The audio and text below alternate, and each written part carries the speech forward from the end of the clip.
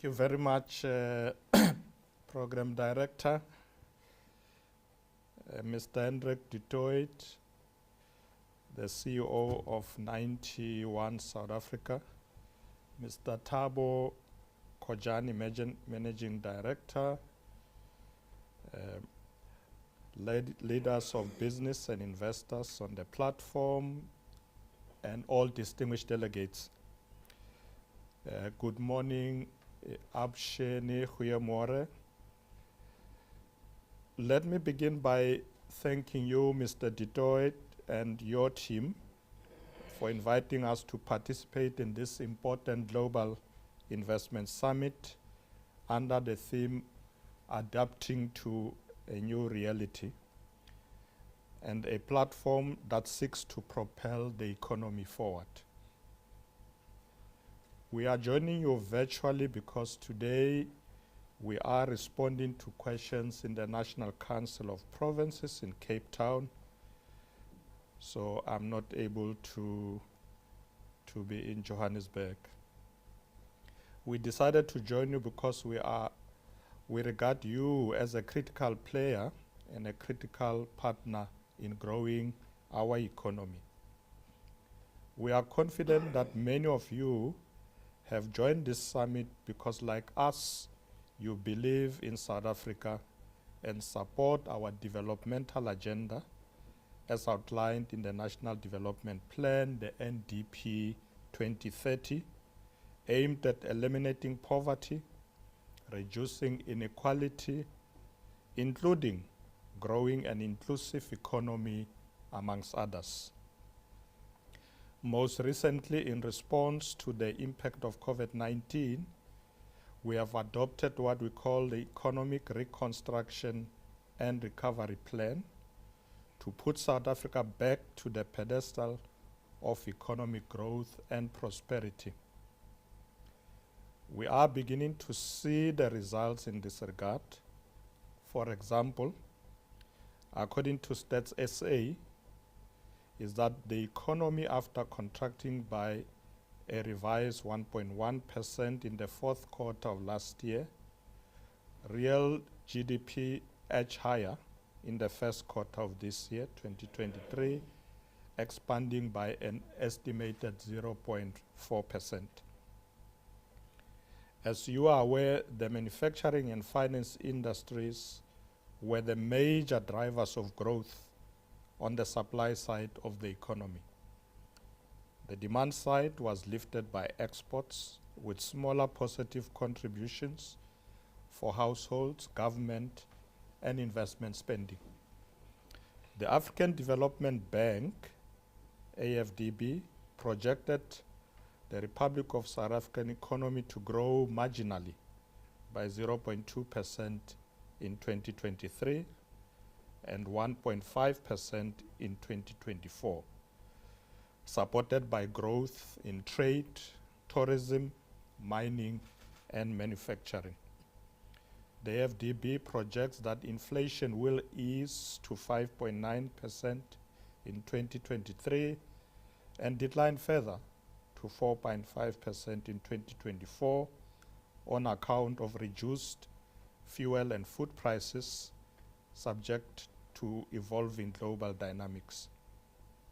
Furthermore, the FDB reports that the fiscal deficit is projected to increase marginally to 6.2% of GDP in 2023 and 6.7% in 2024 due to fiscal consolidation, including higher tax revenue. The current account deficit is projected to widen to 2.2% of GDP in 2023 and 2.4% in 2024 due to an anticipated drop in commodity prices. Whereas the IMF, looking ahead on real GDP growth, indicated it is projected at 0.1% in 2023, with annual growth expected at about 1.5% over the medium term. While the economy is gradually returning to pre-COVID period, we are aware that there is more that we can do to change the fortunes of our economy. Also, because the current growth levels will not create enough jobs, particularly to absorb new labor market entrants. Program Director, hence we appreciate your efforts to keep the critical matter of socio-economic transformation on the national agenda by investing in global change, a crucial aspect of socio-economic transformation. More than ever before, the government and the business sector must work together to fund and invest in projects that can generate both income and profit and unearth investment opportunities in the country. In this regard, we urge you to work with us through Infrastructure South Africa to partner on our infrastructure portfolio, including partnering with the Department of Water to invest in water infrastructure so as to avoid another crisis in that sector.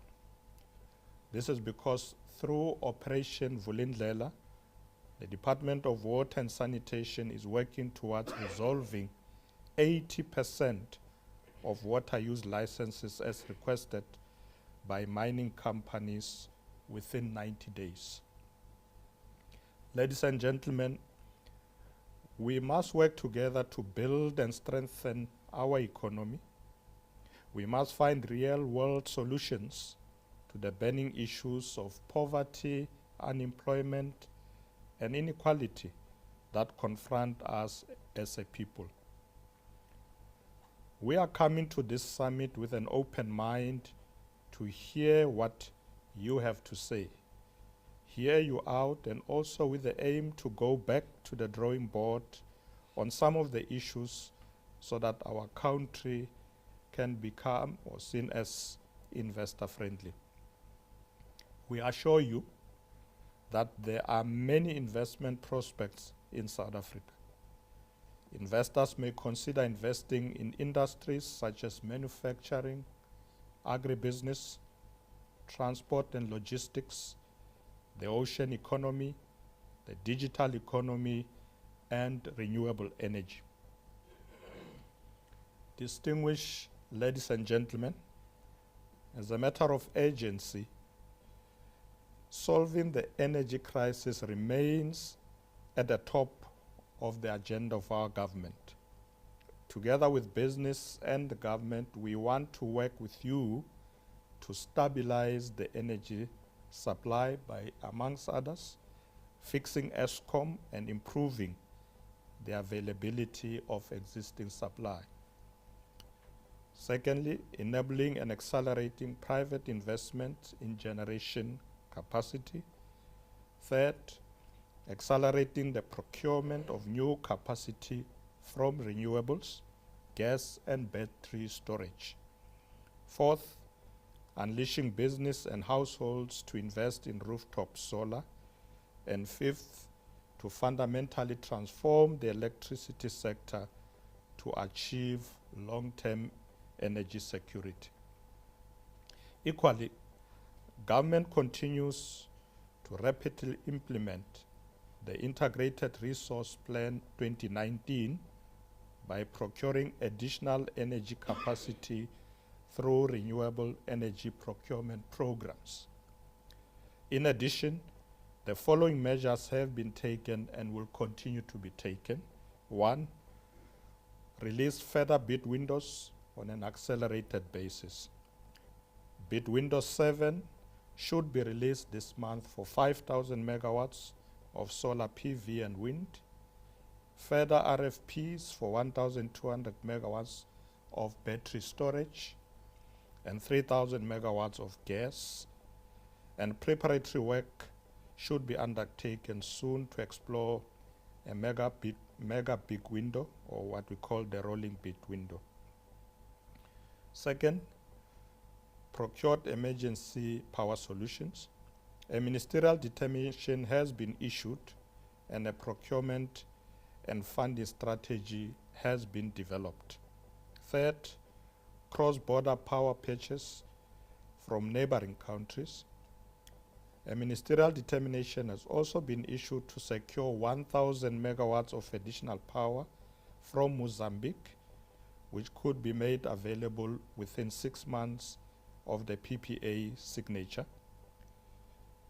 Most of you may be aware that Minister Ramkopa, our Minister of Electricity, has already concluded an agreement with his counterpart in Mozambique in this regard.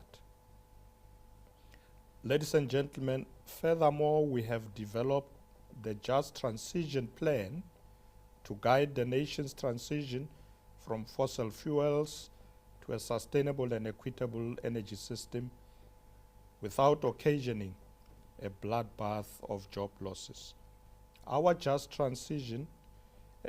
Energy Transition Investment Plan for the 5 years from 2022 to 2027 outlines the scale of need and the investment required to meet the decarbonization commitments in our nationally determined contribution, which outlines the rate in which South Africa intends to reduce greenhouse gas emissions and represents South Africa's fair contribution to the Paris Agreement goals. Through the Just Energy Transition Partnership, we are demonstrating our collective dedication to easing the negative effects of the energy transition on South Africa's economic workforce and communities. However, as we work towards the just transition, we will not transition in darkness. It would be irresponsible of us, given our current energy supply challenges, to simply abandon the existing base load energy sources with haste and no guarantees for our economy's long-term energy security. Ladies and gentlemen, we are also intensifying our investment drive and eliminating red tape across government. We must improve the time it takes to make decisions. This includes the issuing of business licenses and general approvals. In this regard, the Presidency has established a red tape team to facilitate business operations led by Mr. Siponkosi. The government is also reducing bureaucracy through the simplification of administrative procedures, that when the private sector interacts with government agencies, business must navigate intricate and time-consuming administrative procedures. We must reduce this unnecessary red tape. Distinguished delegates, it is important to remember that for South Africa to advance, we must adapt to new reality. As government, we are well on track in responding to the demands of the fourth industrial revolution. In the context of the evolving 4R, our national digital and future skills strategy provides a vital framework for inclusive collaboration between industry, labor, higher education institutions, and society to develop new set of skills and capabilities for our nation. Our government is focused on implementing measures that will lead to increased productivity.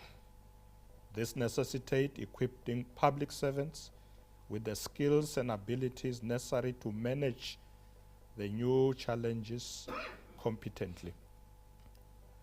We want a more agile, result-oriented, efficient, and ethical public sector. We are also instilling the discipline of execution in the public service. This has been our biggest challenge. In this regard, through the National School of Government, we have partnered with leading institutions such as the University College of London to deliver executive education programs for senior public servants.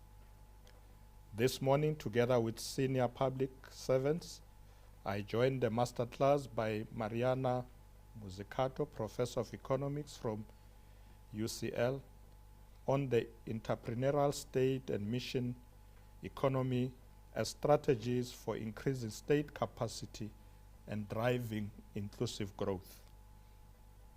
This is part of the continued commitment to ensuring that we improve the discipline of execution across the state as we seek to build a developmental and entrepreneurial state that drive development.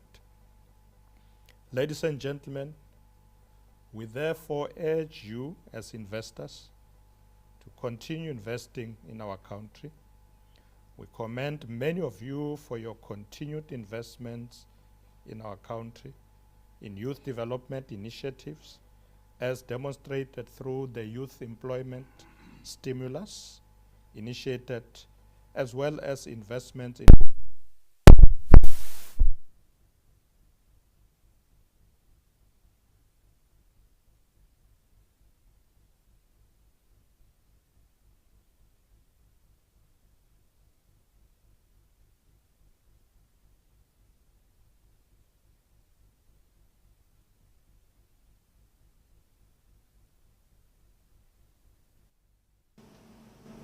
Still no sound from you, DP's office. Can you hear us, Mr. Deputy President? Yes, I can. Okay. Yeah, got it back. The sound has been restored. There was a brief interruption and it was not load shedding. Certainly. You can please finish. It was just a technical hitch. I'm about to finish. So I would like to assure you that we remain committed to a peaceful world. In this regard, we are working together with the African Union, led by President Ramaphosa, to engage both President Putin and President Zelensky to return to the negotiating table in the interest of peace. We will continue to urge the rest of the world to work with us in finding a lasting solution to the Russia-Ukraine conflict. We are also making efforts to support peace initiatives in South Sudan and other parts of the African continent. In conclusion, Program Director, South Africa remains open for business. We want to strengthen collaboration with businesses so that we change the fortunes of our economy and, more importantly, ensure that the economy grows and that more people are involved in the economy. Regardless of obstacles, we are committed to staying the course. Our ultimate goal is shared growth and shared prosperity for all our people and all committed partners like yourselves. We wish you all the best as you find ways to adapt to a new reality. Thank you very much, Program Director.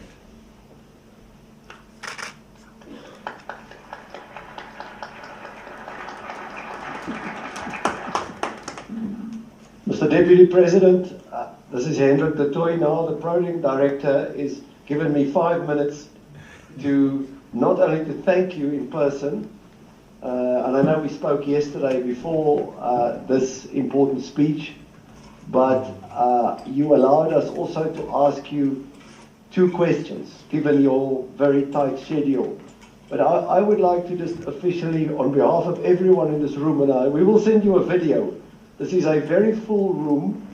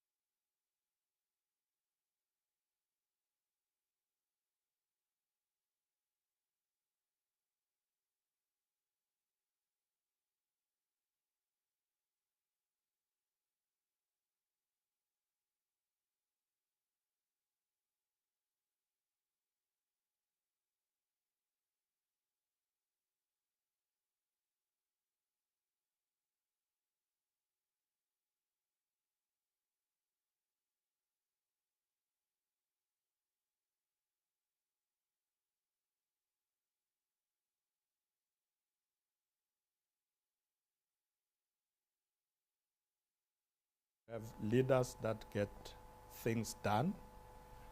As you said earlier, one of our challenges has been to be known to not implement our policies and our decisions. If we do, we are very slow. So I want to see a situation where we move faster in implementation, and we collaborate with other important stakeholders. Because one of the weaknesses in South Africa is, business and government are not talking enough. Even if when they do, they don't move in tandem to ensure seamless implementation. And I think it's something that we need to fix. In the next few years, we want to see South Africa where government and business are working together all the time, sharing experiences, coming with common strategies. And I think if we do that, we should be able to ensure that in the next few years we have a South Africa that is prosperous, a South Africa that can end inequality, that can ensure that we reduce unemployment and poverty, and make sure that our people are productive. And that's why one of the things we're putting a lot of emphasis on is skills development.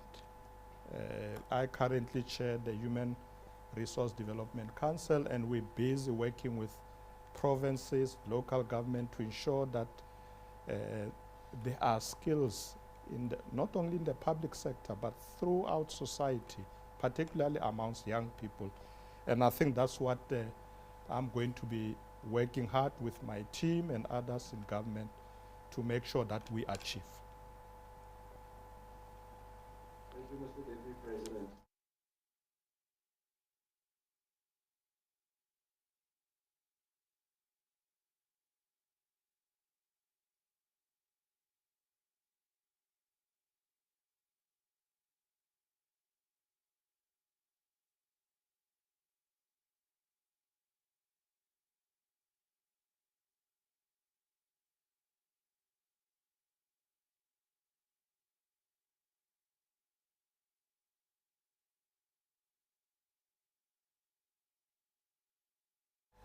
Well, my team told me that you guys have a lot of money, so I want that money. But on a serious note, I think what I want is partnership. Government alone will not be able to deal with the challenges we face. So I want real partnership with the private sector. And we will ensure that as government, we deal with the challenges that you have identified. And one of them, obviously, is the issue of red tape. The private sector has been saying to us, when we try and work with government, we have to go through a lot of red tape. There's bureaucracy in government that consume a lot of time. So we'd like to deal with that decisively so that when we call you to partner with us, you mustn't say, but we've been trying to find you, we can't find you, we write to you, you don't respond. And generally make sure that there's an ease of doing business in South Africa. Because once we do that, I'm convinced that South Africa will prosper. So what do I want? Partnership, partnership, and partnership.